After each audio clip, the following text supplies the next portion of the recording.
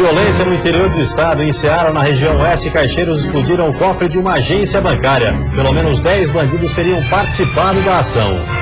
A Câmara de Vereadores da capital está votando neste momento o relatório final da CPI dos Alvarás, a comissão investigáveis. E ainda mais uma final para o Joinville. Depois de conquistar o estadual dentro de campo, o clube tenta na justiça manter o título da competição. O JEC pode perder 4 pontos por ter relacionado um jogador irregular contra o Metropolitano. O julgamento acontece daqui a pouco. E também o frio está de volta. Hoje o dia amanheceu gelado na Serra Catarinense, que registrou temperaturas negativas em várias localidades.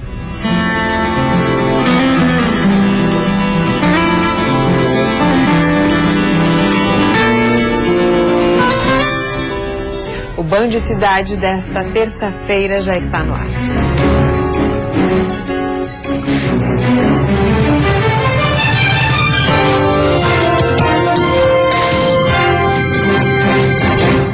Olá, boa noite. Olá, boa noite. Violência no interior do estado. Em Ceará, na região oeste, caixeiros explodiram o cofre de uma agência bancária. Pelo menos 10 bandidos teriam participado da ação. Ninguém foi preso. A explosão aconteceu por volta das 13h30 da madrugada no centro da cidade. A agência do Banco do Brasil ficou completamente destruída. A polícia foi acionada por moradores que se assustaram com a movimentação da quadrilha. Neste vídeo feito de um celular, é possível ouvir quando os bandidos atiram contra a guarnição.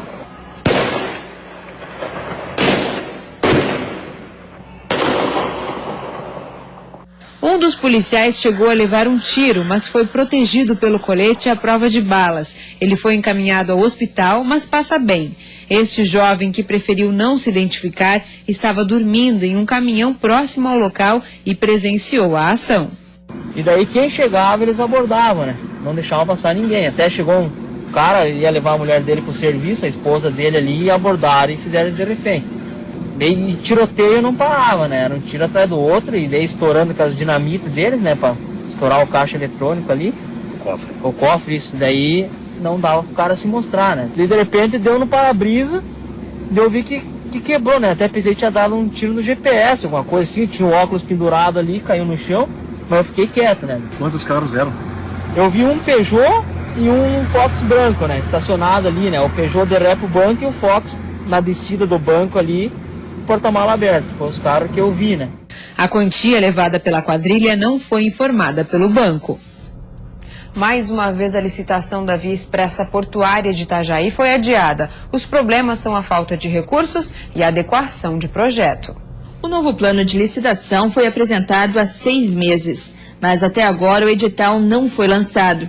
A obra da Via Expressa Portuária já se arrasta há 6 anos, sem contar os mais de 3 anos entre a assinatura da ordem de serviço e o início efetivo dos trabalhos. O que está adiando o processo de conclusão são as adequações do projeto inicial e a falta de recursos. As adequações no projeto inicial foram propostas pela Prefeitura de Itajaí. Entre as mudanças estão o aumento da profundidade do rio Itajaí-Mirim e o conserto das rachaduras nos trechos que já foram concluídos. A verba, que gira em torno de 20 milhões de reais, ainda não foi liberada pelo governo federal. A obra da Via Expressa Portuária é complexa. Ainda inclui 4 módulos, entre eles um viaduto sobre a rua Reinaldo Schmithausen. Enquanto a finalização dos trabalhos não sai do papel, o que já havia sido feito segue se deteriorando.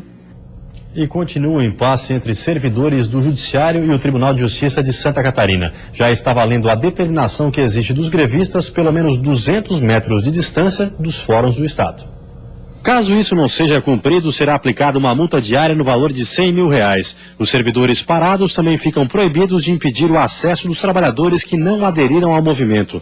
Desde o início de abril, servidores de todo o estado estão de braços cruzados. De acordo com o sindicato que defende a categoria, quase 7 mil servidores participam da paralisação. Já o TJ diz que a adesão não passa de 40%, ou seja, cerca de 2 mil servidores. A categoria quer um plano de cargos e salários e reajuste de 16% acima da inflação. O TJ informou que ofereceu reposição integral das perdas salariais de 8,1%, reajuste do Vale Alimentação e encaminhamento num prazo de 15 dias após o retorno ao trabalho do novo plano de cargos e salários para o Conselho de Gestão. Com a greve, permanece a determinação de garantir percentuais mínimos de pessoal trabalhando, que pode variar de 50% a 70% para serviços prioritários. O tribunal também decidiu pela possibilidade de desconto de até 30% nos vencimentos líquidos dos grevistas. Pelo menos 19 comarcas suspenderam os prazos de processos a pedido da OAB. E a seguir, vendas em baixa para o Dia das Mães. Comércio busca alternativas para conquistar os consumidores. E ainda Santa Catarina abaixo de zero. A Serra amanheceu com temperaturas negativas nesta terça-feira.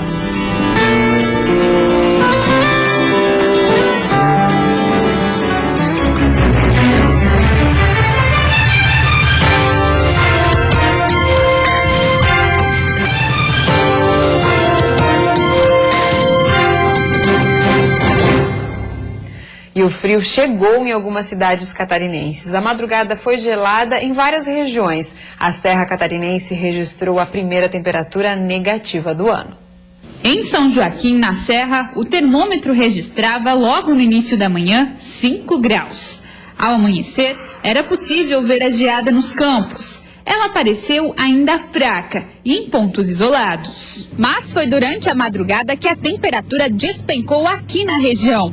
As mínimas registradas chegaram a 0,4 grau negativo em Urupema, a menor registrada no estado até agora, e 1,3 grau em Bom Jardim da Serra e aqui em São Joaquim. Esse foi o primeiro frio do ano e o mais intenso registrado na região serrana até agora. Essa foi a mais difícil, assim, a gente está acostumada com a temperatura um pouquinho mais alta, agora o corpo sente um pouquinho. Tem que sair bem agasalhado, porque esse primeiro frio a gente se sente assim um pouco mais... Agasalho que não foi dispensado por ninguém que precisou levantar cedo hoje. Touca, luva, casaco, né? Pra conseguir aguentar um pouco esse frio. Conseguir aguentar um pouco o frio. Mas se foi difícil para quem mora na Serra, imagina para quem veio de longe e não está acostumado com temperatura baixa. Da onde eu venho é 36 graus na sombra, aqui tá terrível. O frio chegou mais cedo esse ano à Serra Catarinense e tudo indica que esse inverno deve ser mais rigoroso que o registrado em 2014.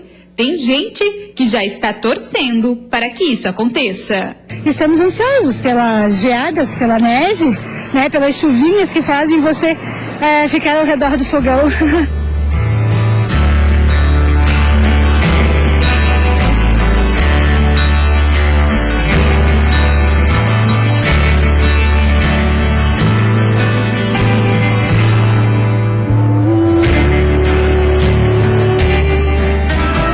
Quarta-feira vai ser de tempo mais seco, com nevoeiros ao amanhecer e pouca nebulosidade à tarde. Temperatura baixa pela manhã. A mínima fica em 3 graus na Serra e a máxima em 24 no litoral norte do estado. No Planalto Norte, mínima de 9 e máxima de 21 graus. No oeste, Grande Florianópolis e Sul, máxima de 22. E no Vale do Itajaí, mínima de 18 e máxima de 23 graus. Mudanças para quem usa o transporte coletivo na capital. Os horários de 15 linhas sofreram alterações nos terminais do centro, da Lagoa da Conceição, Canasvieiras e Rio Tavares. As mudanças ocorrem nos horários dos dias úteis. No Ticem, a linha UFSC semidireto passa a sair 5 minutos depois do antigo horário. A linha do Saco dos Limões também. Os ônibus da linha do Morro do Geraldo agora saem às 7h15 da manhã. Os ônibus que fazem a linha Rio Vermelho no Ticã saem às 11h15 da manhã e a linha Rio Vermelho direto passa a sair às 11h50. A linha Lagoa da Conceição semidireto sai agora às 1h27 da tarde e o Titrilag 1h25. No Tirrio, os ônibus que fazem a linha Tapera saem 5 minutos mais cedo. No Ticã, a linha Canasvieiras Lagoa, no novo horário, sai 20 minutos mais tarde. E no terminal da Lagoa, a linha Canasvieiras Lagoa sai às 11h40 da manhã. A linha Balneário, que sai do Ticem, também terá alteração, mas a partir de sábado. A linha sairá 12h15. Dia das Mães chegando e o comércio tenta atrair e conquistar o consumidor. Promoções e horários estendidos são algumas das estratégias para vender mais, já que a estimativa de gasto é menor do que a do ano passado. Apesar do Dia das Mães ser considerada a segunda melhor data para o comércio, segundo pesquisa da FCDL e FEComércio, a estimativa para esse ano é que o gasto com presentes seja de, em média, R$ 176, valor menor do que no ano passado, quando o consumidor gastou cerca de R$ 188. Para quem é comerciante, o jeito é ser criativo. No caso de Joaçaba, uma das apostas é o horário estendido. As lojas ficarão abertas na sexta-feira até as 9 horas da noite e no sábado até as 5 horas da tarde. E tem lojas oferecendo happy hour e sorteio de vale-compras. Tudo para atrair o cliente. Ver as nossas novidades para essa estação que já chegou a maioria. Temos assim variados tipos de roupas, de presentes para o cliente e variados preços também. E condições de pagamentos também. Já na hora de escolher, itens de vestuário, perfumaria e calçados podem ser boas sugestões, já que são opções com preços variados. Tem que lembrar, todos os dias é o Dia das Mães, né? Não é só domingo, né? Pensando no vestuário mesmo, porque ela gosta, então já prefere isso, então todo ano eu costumo dar roupa para ela, um calçado diferente, alguma coisa assim. E depois do intervalo tem futebol. O Tribunal de Justiça Desportiva julga hoje à noite a denúncia que pode reverter o título conquistado pelo Joinville. E ainda a preparação dos times catarinenses que entram em campo amanhã pela Copa do Brasil. Nós voltamos já.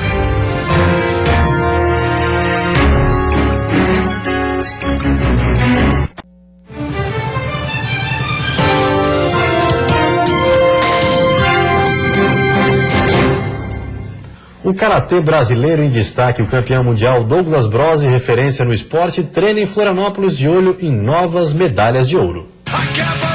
Cuidado, se você bobear, ele te derruba. É, amigo, assustou, né? Não é pra menos. Esse cara aí é só o atual campeão mundial de karatê. Quer mais? Ele é recordista em número de medalhas em campeonatos mundiais. São 4 no total, sendo 2 de ouro. Mas tem gente empatado com ele nessa parada. Então, no Mundial do ano que vem, o objetivo é esse, se isolar e, claro, manter o título. Mas antes de pensar no Mundial do ano que vem, o Douglas foca nos Jogos Pan-Americanos, que acontecem em julho desse ano em Toronto, no Canadá. Aos 29 anos, ele, que é o capitão da seleção brasileira de karatê, intensifica os trabalhos fora do tatame, para evitar que uma lesão tire dele as chances de representar o país nessa importante competição. Eu tenho uma dosagem de treinamento muito restrita para evitar esse tipo de lesão, porque a gente sabe que uma lesão para um atleta pode deixar ele parado por 2, 3 semanas. Então esse acompanhamento aqui é tão importante para isso, quanto são os treinamentos técnicos que você faz diretamente, né, no karatê. E num esporte que exige tanto da parte física do atleta, a prevenção e a recuperação são importantíssimas. Por isso, trabalhos como esse são essenciais no bom desempenho nas competições. Vindo de 2 títulos, um no US Open em Las Vegas e outro no Pan-Americano de Karatê no Canadá, Douglas faz nessa clínica trabalhos de fortalecimento e recuperação. Entre uma sessão e outra de treinos na academia, ele passa por uma avaliação na clínica, que tem um grupo de profissionais acompanhando o desenvolvimento físico do atleta. A Comissão Disciplinar do Tribunal de Justiça Desportiva começou agora há pouco o julgamento que pode mudar os rumos do campeonato catarinense. Essa é a primeira das 3 possíveis batalhas judiciais pelo título estadual. Hoje foi dia de voltar ao CT depois de um dia de folga em comemoração ao título do campeonato catarinense. Jogadores e comissão técnica retomaram os treinos para a estreia no Brasileirão. Enquanto isso, saía o uniforme tradicional para dar lugar ao terno e à gravata. É que outro time, o de advogados do clube, finalizava a preparação para garantir na justiça o título e o troféu. Infelizmente vamos ter que enfrentar essa batalha na justiça desportiva. O Joinville baseia a defesa na regularidade do atleta. A gente tem plena convicção, pelo que diz o regulamento, de que ele não violou nenhum dispositivo legal e que ele poderia estar no banco como esteve. De acordo com a Lei Pelé, o jogador André Krobel, que completou 20 anos em março, só poderia compor o grupo principal de jogadores do Joinville se tivesse contrato profissional assinado. O lateral direito foi relacionado para o jogo contra o Metropolitano pela última rodada da segunda fase, mas ficou o tempo todo no banco de reservas. Foi a diretoria de competições da Federação Catarinense de Futebol quem fez a denúncia. O Figueirense entrou como terceiro interessado. O clube alvinegro entrou com pedido de liminar para suspender os 2 jogos finais, o que não foi aceito. A batalha de hoje é pela subtração de 4 pontos do hexagonal, o que tiraria a vantagem do Joinville de jogar por 2 resultados iguais na decisão. Uma das teses de defesa do tricolor é que o atleta não teve interferência no resultado daquela partida, que terminou empatada em 0-0. Não houve influência técnica na partida que justifique a perda de pontos e toda essa consequência que pode ter até com o título da competição. O Tribunal de Justiça Desportiva de Santa Catarina vai ser o terceiro palco dessa final. Vão ser pelo menos 120 minutos em que a acusação do Figueirense vai ter que ser mais certeira que o peixinho de Mazola e a defesa do Joinville mais competente que essa feita com os pés por Oliveira para conseguir convencer os auditores. E terminado o Campeonato Catarinense, as atenções agora se voltam para o Brasileirão, que começa no fim de semana, e para a continuidade da Copa do Brasil, que tem 2 jogos amanhã envolvendo os times do estado. Destaque para o clássico Avaí e Figueirense na ressacada. O Figueirense agora está totalmente focado no jogo de amanhã à noite. A disputa do título do Catarinense na Arena Joinville ficou para trás. O time do técnico Argel deve entrar em campo com força máxima. Se conseguir uma vitória por 2 gols de diferença, elimina a partida de volta no Orlando Scarpelli. Já o Avaí, que fez sua última participação contra o Atlético de Birama pelo Quadrangular da Morte, está treinando forte para o confronto diante da torcida. A única novidade do time deve ser a estreia do volante Adriano, que veio do Grêmio de Porto Alegre. Já vivenciei bastante clássicos na minha vida, Santos e Corinthians, Inter e Grêmio. Sabemos que movimenta tudo, né? A cidade toda. Então, espero que esse clássico, mais uma vez, a gente possa ser vitorioso. E no outro jogo de amanhã à noite, a Chapecoense recebe o Sport Recife na Arena Condá. E a seguir, depois de mais de 1 ano de espera, a Câmara de Florianópolis votou o relatório final da CPI dos Alvarás. E ainda fora do prazo, começou nessa semana a regularização das declarações do imposto de renda. Um instante só, a gente já volta.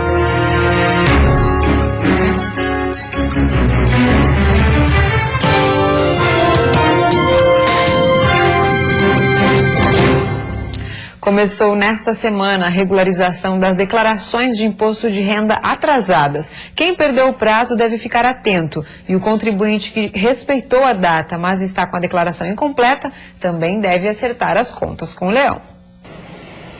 A corrida para declarar o imposto de renda foi grande. Em Santa Catarina, mais de 1.120.000 contribuintes respeitaram o prazo que encerrou no dia 30 de abril e enviaram as informações para a Receita Federal.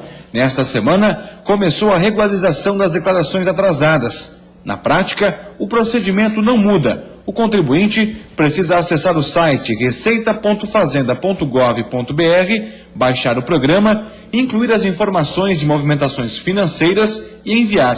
A única diferença é que irão pagar uma multa. A multa mínima para quem perdeu o prazo é de R$ 165,74, mas pode chegar até mesmo a 20% do valor do imposto devido. Quanto antes o contribuinte regularizar a declaração, menor pode ser o desembolso. O valor é informado pelo sistema assim que a declaração é finalizada. O imposto devido é aquele imposto apurado antes de descontar a retenção da feita na fonte para a fonte pagadora. Então esse tributo que ele apurou, e aí 20% chega em 20 meses. Na verdade, o primeiro mês é 1%, vai subindo até chegar a 20% o teto da multa pelo atraso da declaração, que é diferente do imposto não pago. São 2 multas diferentes. O contribuinte que fez a declaração incompleta só para não perder o prazo também deve ficar atento. Ele precisa fazer a retificação e completar as informações que deixou de cadastrar para não correr o risco de cair na malha fina. Quem fez a declaração e tem erros são retificáveis, né? Depende do tipo do erro, ele realmente vai incidir malha pelo erro causado, em geral, né? Então, a forma de retificar, de corrigir esse problema, apresenta a declaração retificadora, e aí, muito provavelmente, ele vai ser da malha, porque aí o problema deixou de existir. Deve declarar imposto de renda o contribuinte que, em 2014, recebeu rendimentos acima de R$ 26.816,55, quem teve rendimento isento superior a R$ 40 mil, ou comprou imóvel acima de R$ 300 mil. CPI dos alvarás, relatório final da Comissão Parlamentar de Inquérito da Câmara de Vereadores de Florianópolis, que aponta irregularidades na concessão de alvarás para a construção civil na capital, deve ser encaminhado ao Ministério Público.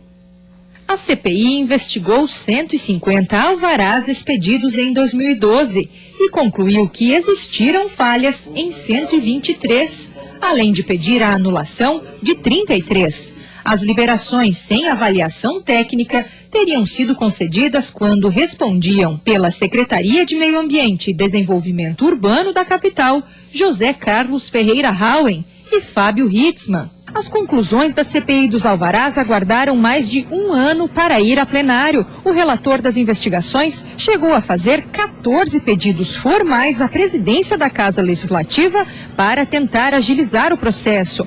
Depois de ter sido adiado por 12 sessões plenárias, hoje, finalmente, o assunto voltou a ser discutido. Na avaliação do vereador Jaime Tonello, no entanto, que teve seu nome citado em um dos depoimentos colhidos, a CPI não respeitou os prazos estipulados pelo regimento interno da Câmara de Vereadores e, por isso, seu conteúdo final não pode ser aprovado. No meu entendimento, ela apresenta algumas falhas e a Câmara não pode se dar ao luxo de fazer falha. A Câmara precisa ter um norte, e o norte é seguir a legislação vigente. Mas para Afrânio Bopré, vereador que presidiu a CPI, a questão principal foi deixada de lado pelo Legislativo, que teve a chance de sugerir mudanças e contribuir com o debate durante a CPI e ainda pode colaborar para que os erros apontados não se repitam.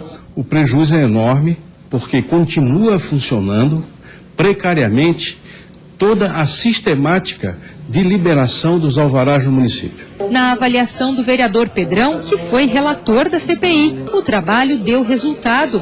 Das 13 recomendações feitas, 8 já teriam sido atendidas pela Prefeitura. Segundo ele, não houve acusações a parlamentares e manobras políticas não podem ser usadas em detrimento do interesse da sociedade. O vereador garante que o relatório será encaminhado ao Ministério Público, independente da decisão em plenário. Sabemos que tem muita irregularidade acontecendo com os alvarás de construção civil, mas que elas precisam ser corrigidas. E os vereadores acabam de aprovar o relatório final da CPI dos alvarás por 15 votos a favor, 2 contra e 2 abstenções. Com isso, as investigações seguem agora nos órgãos competentes. E antes de encerrarmos, vamos ver como está o trânsito ao vivo aqui na capital. Você vê imagens das pontes que fazem a ligação entre a ilha e o continente. Movimento intenso, mas fluindo bem em ambos os sentidos. Na capital faz 21 graus nesse momento. E você fica agora com o Jornal da Band. Uma ótima noite a todos e até amanhã. Uma ótima noite para você. Até amanhã.